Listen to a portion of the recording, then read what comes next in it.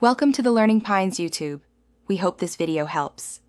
In this video, I will show how to put lower adapters on your UPPAbaby Vista, ensuring your stroller is ready for a second seat or bassinet. First, position your UPPAbaby Vista on a flat, stable surface.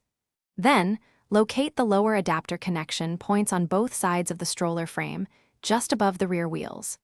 These are usually small, rectangular openings designed specifically for the lower adapters.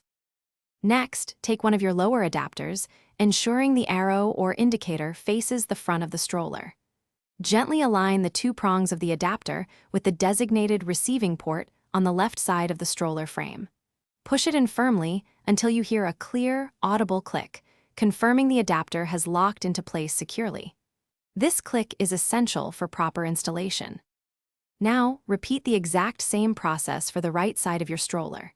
Take the second lower adapter and ensure its orientation matches the first, with any arrow or indicator facing forward. Carefully align its prongs with the port on the right side of the frame.